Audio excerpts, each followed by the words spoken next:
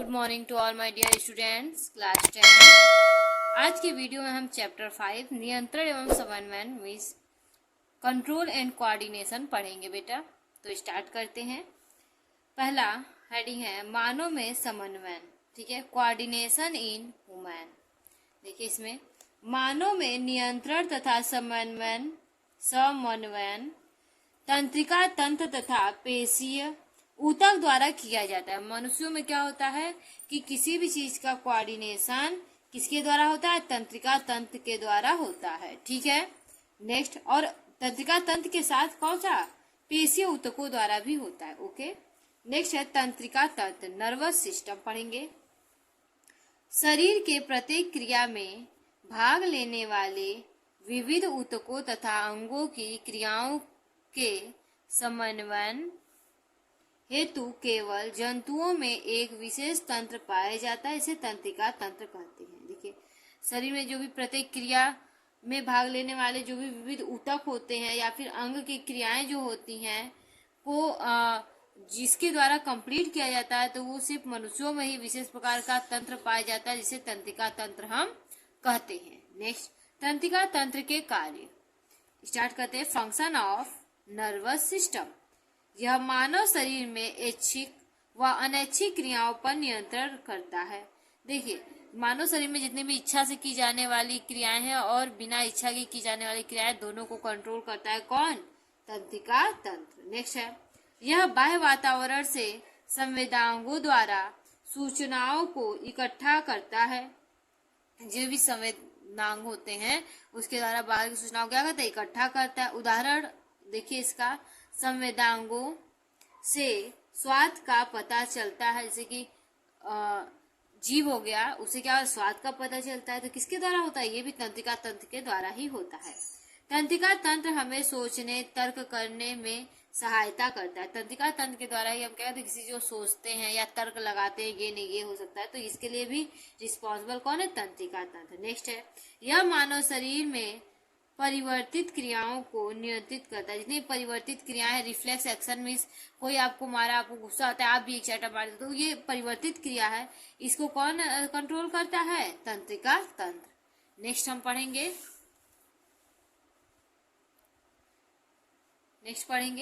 तंत्रिका कोशिका, ठीक है, नर्व सेल, ठीक है, या फिर न्यूरॉन्स भी कहते हैं इसको। तंत्रिका तंत्र के मुख्य घटक अथवा मुख्य कोशिका को तंत्रिका कोशिका या न्यूरॉन कहते हैं। तंत्रिका तंत्र का मुख्य घटक होता है या फिर मुख्य कोशिका होती है, उसे क्या कहते हैं? न्यूरॉन्स कहते हैं। यह तंत्रिका तंत्र की संरचनात्मक व क्रियात्मक इकाई होती है। यही आपकी तंत्रिका तंत्र की फंडामेंटल यूनिट होती है, उसे कह सकते हैं स्ट्रक्चरल एंड फंक्शनल यूनिट होती है। ओके, ये शरीर की सबसे लंबी कोशिका है। अगर तंत्रिका तंत्र की बात करें तो ये शरीर क्या है? सबसे लंबी कोशिका है, तथा इसमें कोशिका विभाजन की क्षमता नहीं होती, और इसमें क्या होता है? सेल डिवीजन नहीं पाया जाता है। ओके, तंत्रिका कोशिका के प्रकार, टाइप्स ऑफ न्यूरॉन्स।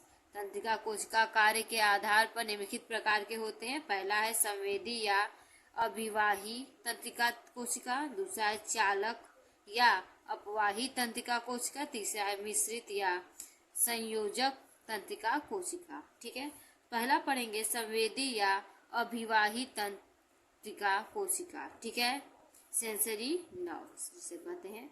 ये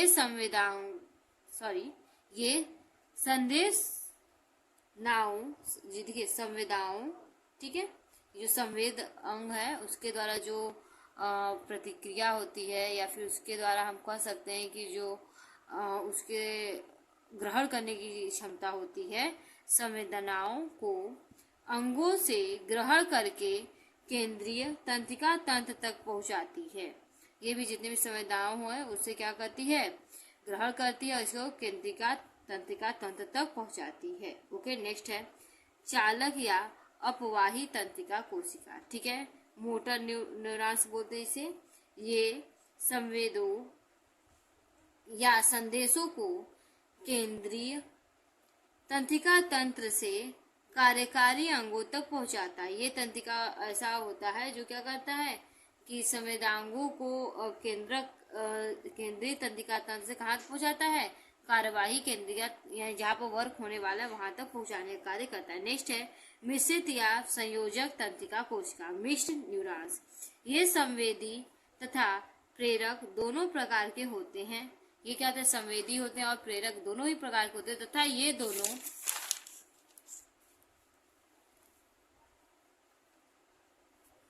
संबंध स्थापित करती हैं तथा ये दोनों क्या करती हैं कि संबंध स्थापित करती हैं। अब देखिए तंत्रिका तंत्र की संरचना, स्ट्रक्चर ऑफ न्यूरॉन्स। न्यूरॉन्स की स्ट्रक्चर आप देख सकते हैं यहाँ पे।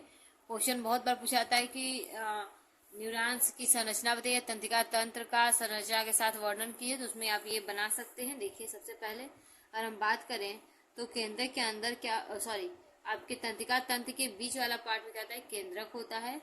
साइड साइड कोशिका काय पाया जाता है और इसमें क्या होता है? माइटोकॉन्ड्रियल या फिर माइटोकॉन्ड्रिया होता है। ठीक है, इसके बाद अगर हम बात करें ये नीचे से कनेक्ट होता है, इसे क्या कहते हैं? तंत्रिकाक्ष कहते हैं। इसमें बीच में क्या होता है? एक संरचना होती है, इसे तंत्रिकांक्षत कहते हैं। नीचे ये जाकर जुड़ता है दूसरे से, इसे युग्मन कहते हैं या युग्म कहते हैं। और ये जिससे जाकर जुड़ गया, अब देखिए दूसरा यहाँ से फॉर्मेशन करेगा तो इसे क्या कहते हैं? द्रुमिका कहते हैं। ठीक है, नेक्स्ट अब आगे हम पढ़ेंगे। आगे पढ़ेंगे बेटा हम लोग प्रतिवर्ती क्रियाएं। ये क्रियाएं मेरु रज्जु से नियंत्रित होती हैं। ये क्रिया किसके द्वारा नियंत्रित होती है? मेरु रज्जु से नियंत्रित होती है। ठीक है, प्रतिवर्ती क्रियाएं, देखिए प्रतिवर्ती जो क्रियाएं हैं वो तीव्र गति से होने वाली स्वचालित क्रिया है। परिवर्ती क्या होती है? बहुत तीव्र गति से होने वाली स्वचालित में स्वयं से चलने वाली क्रिया है। इसके संचालन में मस्तिष्क भाग नहीं ले। इसके संचालन के लिए किसी को सोचने की या मस्तिष्क का कोई इसमें रोल नहीं होता है। तंत्रिका तंत्र का विभाजन। ठीक है, डिवीजन ऑफ न्यूरॉन्स। उच्च कोशिकी प्राणियों, ठीक है, सहित मनुष्य में तंत्रिका तंत्र 3 भागों में विभक्त होता है। अगर जितने भी उच्च कोशिकीय प्राणी हैं और अगर मनुष्य की बात करें तो उसमें क्या है? तंत्रिका तंत्र को 3 भागों में बांटा गया है। पहले केंद्रीय तंत्रिका तंत्र, दूसरा परिधि तंत्रिका तंत्र, तीसरा है स्वायत्त तंत्रिका तंत्र। पहला स्टार्ट करते हैं केंद्रीय तंत्रिका तंत्र। ठीक है, देखिए इसके अंतर्गत मस्तिष्क तथा मेरु रज्जु आते हैं। इसके अंतर्गत कौन आता है? मस्तिष्क आता है और मेरु रज्जु आता है। अब हम पढ़ेंगे मस्तिष्क के बारे में। ये अत्यंत महत्वपूर्ण एवं कोमल अंग होता है। अगर मस्तिष्क की बात करें तो ये पूरे बॉडी का अत्यंत महत्वपूर्ण और कोमल अंग है। यह खोपड़ी के मस्तिष्क कोश में सुरक्षित रहता है। अगर खोपड़ी में क्या होता है? ये मस्तिष्क कोश में सुरक्षित रहता है। स्वस्थ मानव मस्तिष्क का भार लगभग 1300 से 1400 ग्राम का होता है। अगर स्वस्थ मानव मस्तिष्क का भार का वजन मतलब मस्तिष्क का वजन देखें तो कितना होगा? 1300 से 1400 ग्राम का होगा। मस्तिष्क के 3 मुख्य भाग होते हैं। अगर मस्तिष्क की बात करें तो उसके 3 मेन पार्ट्स होते हैं बेटा। उसमें पहला है अग्र मस्तिष्क, जिसे क्या कहते हैं? Fore brain. दूसरा है मध्य मस्तिष्क, जिसे कहते हैं मिड ब्रेन। और तीसरा है क्या? पश्चिम मस्तिष्क को कहते हैं हिंड ब्रेन। ओके, नेक्स्ट अब आगे पढ़ते हैं। पहला अग्र मस्तिष्क, ठीक है, फोर ब्रेन। इसके अंतर्गत निम्नलिखित भाग आते हैं। इसके अंतर्गत भी बहुत सारे भाग आते हैं। देखिए जैसे पहला है घ्राण मस्तिष्क, दूसरा है प्रमस्तिष्क, तीसरा है ड्राइएन्सीफेरॉन।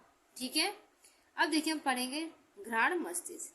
यह गंध के ज्ञान को केंद्र कर, देखिए फिर से, यह गंध के ज्ञान का केंद्र है। ये किसका केंद्र है? गंध के ज्ञान का, मतलब जितने भी स्मेल होते हैं वो घ्राण मस्तिष्क के थ्रू होते हैं। ठीक है, नेक्स्ट है प्रमस्तिष्क। यह स्मृति, सोचने, विचारने, चेतना, तर्क शक्ति, सीखने आदि का केंद्र है। ये जितने भी सोचने, विचारने या तर्क शक्ति या चेतना या किसी चीज को सीखने के लिए कौन स्पंद होता है? प्रमस्तिष्क होता है। इसके बाद हम पढ़ेंगे ड्राइएन्सीफेरॉन। ठीक है, ड्राइएन्सीफेरॉन में बात करेंगे। अग्र मस्तिष्क के पिछले भाग को ड्राइएन्सीफेरॉन कहते हैं। अग्र मस्तिष्क का जो पिछला पार्ट होता है उसे ड्राइएन्सीफेरॉन कहते हैं।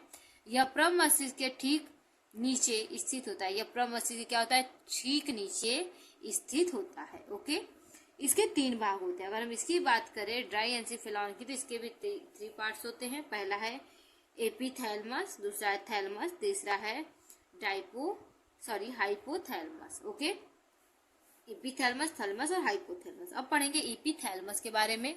ओके, देखिए इपिथैलेमस स्टार्ट करते हैं। यह भाग पीनियल ग्रंथि से संबंधित होता है। अगर ये भाग की बात करते हैं किससे संबंधित है, पीनियल ग्लैंड से। ठीक है, नेक्स्ट अब थैलेमस की बात करेंगे। दर्द, ठंडा व गर्मी के अनुभव का कार्य करता है। देखिए दर्द हो रहा है आपको, या ठंड लग रही है, या गर्मी हो रही है, तो ये सभी का अनुभव कौन कराता है, थैलेमस कराता है। अब हम पढ़ेंगे हाइपोथैलेमस। ओके, देखिए हाइपोथैलेमस यह भूख, प्यास, स्नेह, घृणा, ज्ञान, ठीक है, उत्साह आदि का नियंत्रण एवं नियमन करता है। देखिए आपको भूख लगा है, आपको प्यास लग रहा है, आप बहुत उत्साहित हो गए हो, किसी के प्रति स्नेह आ रहा है, किसी के प्रति किसी गंदे चीज को देख घृणा आ रहा है, ठीक है, ये सभी के ज्ञान के लिए कौन रिस्पॉन्सिबल होता है, हाइपोथैलेमस। या नियंत्रण और नियमन के लिए कौन रिस्पॉन्सिबल है, हाइपोथैलेमस। हाइपोथैलेमस से ही पीयूष ग्रंथि लगी होती है। पीयूष ग्रंथि किससे लगी होती है, हाइपोथैलेमस से लगी होती है। हम पढ़ेंगे मध्य मस्तिष्क, मिड ब्रेन के बारे में। मध्य मस्तिष्क का मध्य भाग अपेक्षाकृत छोटा होता है। अगर मस्तिष्क का मध्य भाग की बात करें तो ये क्या होता है, अपेक्षाकृत छोटा होता है। ठीक है, यह भाग मस्तिष्क को मेरुरज्जु से जोड़ता है। यह पार्ट जो होता है वो क्या होता है, ब्रेन को मेरुरज्जु से क्या करता है, कनेक्ट करता है। ओके, इसका अधिकांश भाग प्रमस्तिष्क गोलार्धों द्वारा ढका होता है। इसका अधिकांश भाग क्या होता है, प्रमस्तिष्क के गोलार्ध के द्वारा क्या होता है, ढका हुआ होता है। यह देखने तथा सुनने में सहायक होता है। किसी चीज को देखने और सुनने में क्या होता है, ये सहायता प्रदान करता है। ओके, क्वेश्चन देखिए पूछता है कि मस्तिष्क के आप क्या समझते हैं, मस्तिष्क के कितने भाग होते हैं और मस्तिष्क के प्रत्येक भाग का वर्णन कीजिए। तो उसमें आप ये सारे पॉइंट्स लिख सकते हैं, बहुत इंपॉर्टेंट पॉइंट्स हैं सब। ठीक है, नेक्स्ट आगे पढ़ते हैं। पश्चिम मस्तिष्क, इसको क्या कहते हैं, हिंड ब्रेन कहते हैं। यह मेरुरज्जु तथा बचे हुए मस्तिष्क के संपर्क बनाए रखता है। देखिए यह मेरुरज्जु और बचा हुआ जो मस्तिष्क का पार्ट है उसका क्या कहते हैं, संपर्क बनाए रखता है। इसके अंतर्गत निम्नलिखित भाग आते हैं। इसके अंतर्गत क्या है, बहुत सारे पार्ट आते हैं। इसमें पहला होगा पॉन्स, दूसरा होगा अनुमस्तिष्क, तीसरा होगा मस्तिष्क पुच्छ। ठीक है, देखिए पॉन्स को पॉन्स कहते हैं, इसको सेरिबेलम कहते हैं अनुमस्तिष्क को, और मस्तिष्क पुच्छ को मेडुला ओब्लंगाटा कहते हैं। ओके, हम पढ़ेंगे पॉन्स। ठीक है, पॉन्स भी कहते हैं। यह 2.5 सेंटीमीटर लंबे गोल उभार के रूप में मस्तिष्क के निचले तल पर स्थित होता है। ये क्या होता है, 2.5 सेंटीमीटर लंबा होता है। ठीक है, गोलाकार होता है, उभरा हुआ पार्ट होता है और मस्तिष्क के ठीक नीचे तल में स्थित होता है। यह श्वसन नियमन में सहायक होता है। यह श्वसन ऑफ रिस्पायरेशन होता है, उसमें क्या होता है, सहायक होता है। अब नेक्स्ट पढ़ेंगे अनुमस्तिष्क। ठीक है, जिसे सेरिबेलम कहते हैं। यह शरीर का संतुलन बनाए रखता है। ये क्या होता है, शरीर का संतुलन बनाने का कार्य करता है। यह पेशियों को नियंत्रित करके प्रचलन, खेल कूद, नाचने आदि को नियंत्रित करता है। देखिए क्या कहता है कि किस तरह से चलना है, ठीक है, कब क्या बोलना है, ये सभी को आपका मिड ब्रेन का, देखिए मिड ब्रेन का अनुमस्तिष्क क्या करता है, कंट्रोल करता है। अब हम पढ़ेंगे मस्तिष्क पुच्छ, मेडुला ओब्लंगाटा जिसे कहते हैं। यह मस्तिष्क का पश्च बेलनाकार भाग है। यह मस्तिष्क क्या है, पिछला बेलनाकार भाग है, जो कपाल के महारंध्र से निकलकर मेरुरज्जु में स्थानांतरित हो जाती है। ये क्या होता है, कपाल के महारंध्र जिसे कहते हैं उससे निकल के कहाँ जाता है, स्थानांतरित होकर मेरुरज्जु में चला जाता है। यह शरीर को अनैच्छिक क्रियाओं जैसे सांस लेना, हृदय स्पंदन, परिसंचरण, चीखना, ठीक है, हिचकी, जीभ की गति इत्यादि का नियमन एवं नियंत्रण करता है। देखिए मेडुला ओब्लंगाटा क्या करता है, आप सांस लेते हो उसका नियंत्रण करता है। ठीक है, हृदय स्पंदन का नियंत्रण करता है। आपकी बॉडी में क्या होता है, परिसंचरण में सर्कुलेटरी सिस्टम को नियंत्रित करता है। इसके साथ ही अचानक से आप छींक देते हो उसको भी कंट्रोल करता है। ये सभी कार्य किसके द्वारा कंट्रोल होते हैं, मस्तिष्क पुच्छ के द्वारा। ठीक है, ओके। नेक्स्ट हम मस्तिष्क का कार्य, फंक्शन ऑफ ब्रेन पढ़ेंगे। यह शरीर के सभी संवेदी अंगों से तंत्रिका आवेगों के द्वारा सूचना प्राप्त करता है। ये शरीर के जितने भी संवेदी अंग है उनसे तंत्रिका आवेगों के द्वारा क्या होता है, सूचना प्राप्त करने का कार्य करता है। ओके, नेक्स्ट है मस्तिष्क शरीर। देखिए मस्तिष्क शारीरिक गतिविधियों, ठीक है, समन्वय करता है। शारीरिक गतिविधियों जितनी होती है उसको क्या करता है कि समन्वय करने का कार्य करता है, जिसमें अंग तंत्र की कार्य प्रणाली और हार्मोन्स प्रतिक्रियाएं एक साथ कार्य करती हैं। इसमें क्या होता है कि जितने भी अंग है अंग तंत्र है उसकी प्रणाली कार्य प्रणाली जो होती है और हार्मोन्स की जो प्रतिक्रिया होती है उसको क्या करता है, ये कंट्रोल करने का कार्य करता है। ओके, नेक्स्ट है यह सूचनाओं को संग्रहित करता है। जितनी भी सूचनाएं होती है इसको क्या करता है, संग्रहित करता है, जिससे मानव व्यवहार को पिछले अनुभव के अनुसार संशोधित क्रिया या फिर किया जा सकता है। ठीक है, जो भी ये जो सूचनाओं को संग्रहित करता है, इससे क्या होता है कि मनुष्य जो पिछले बार गलती किया है वो गलती दोबारा न करे, उसमें संशोधन कर सकता है। ओके, नेक्स्ट है यह विभिन्न संवेदी अंगों से प्राप्त विभिन्न प्रकार की उद्दीपनों को परस्पर संबद्ध करता है। देखिए विभिन्न प्रकार की जितनी भी उद्दीपन होता है उसको संबद्ध करने का कार्य करता है और उचित प्रतिक्रिया उत्पन्न करता है, और जितनी भी उचित प्रतिक्रिया होती है उसको क्या करता है, उत्पन्न करता है। ओके, नेक्स्ट और लास्ट पॉइंट है पांचवा, यह संवेदी अंगों द्वारा मांसपेशियों और ग्रंथियों को अपना निर्देश भेजकर आवेगों के गति प्रतिक्रिया दर्शाता है। ठीक है, देखिए ये भी जितने संवेदी अंग होते हैं मांसपेशियों और ग्रंथियों को क्या करता है, निर्देश भेजता है और उसके प्रति प्रतिक्रिया को दर्शाने का कार्य करता है। ओके, इसके अनुसार अंग कार्य करते हैं, इसके अनुसार ही सारे अंग क्या करते हैं, कार्य करते हैं। नेक्स्ट है जंतुओं में रासायनिक तथा हार्मोनल समन्वय। ठीक है, देखिए chemical and hormonal coordination in human या फिर एनिमल्स बोल सकते हैं।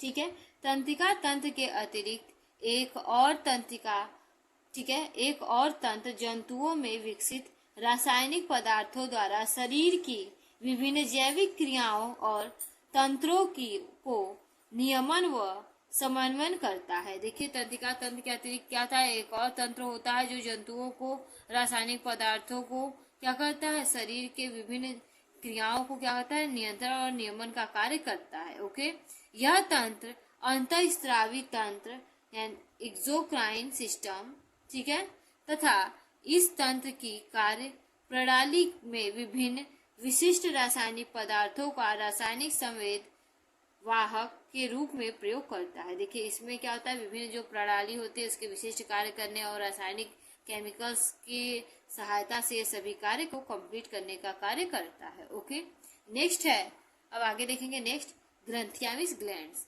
शरीर की उपापचयी क्रियाओं के लिए आवश्यक रासायनिक पदार्थों का स्त्रावण देखिए ग्रंथिल पदार्थों का स्त्रावण ऊतक युक्त विभिन्न संरचनाओं द्वारा होता है।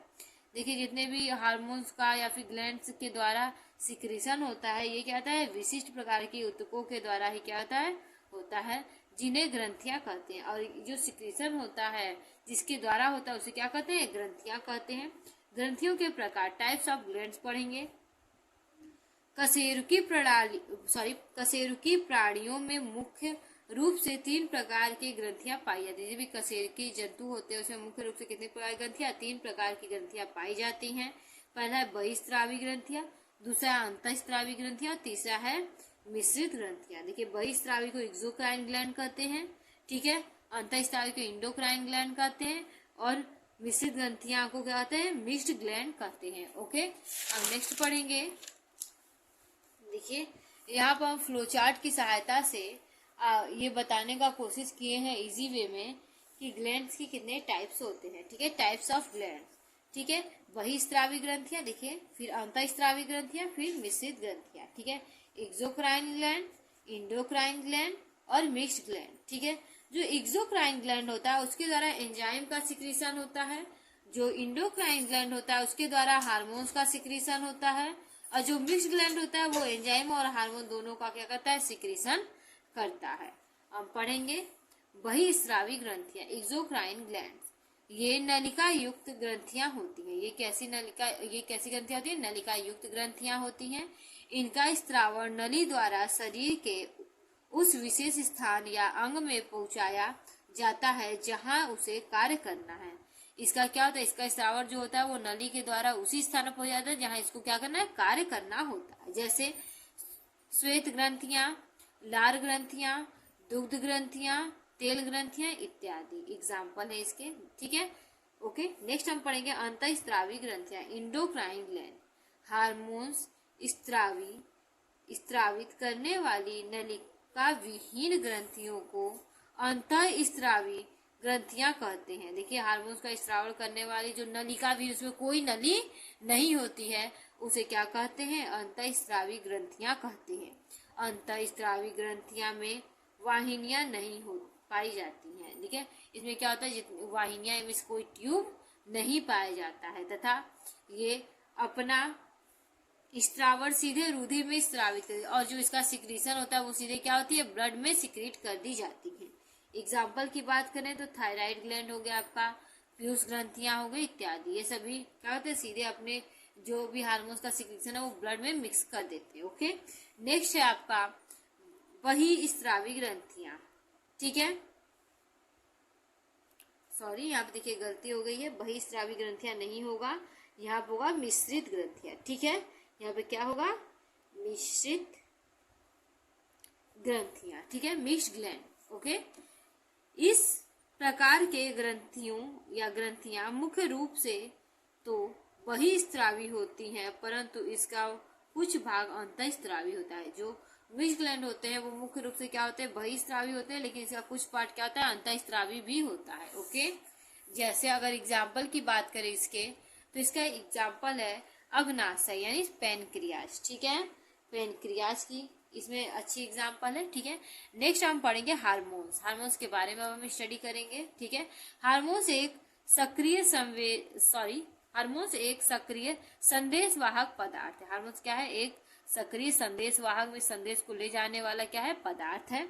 ओके, यह जटिल कार्बनिक पदार्थ होता है। ये क्या होता है कि जटिल कार्बनिक पदार्थ होता है जो अंतःस्रावी ग्रंथियों द्वारा स्त्रावित होता है। ये क्या होता है, अंतःस्रावी जो ग्लैंड्स होते हैं उसके द्वारा क्या होता है, सिक्रीट होता है, एवं अल्प मात्रा में भी प्रभावी होता है। और क्या होता है, बहुत छोटी सी मात्रा में भी ये क्या होता है, अच्छा अपना एक्शन दिखाता है। अग्रपिंड से स्त्रावित होने वाली हार्मोन, देखिए अग्रपिंड जो होता है उससे स्त्रावित होने वाले हार्मोन्स कौन से हैं।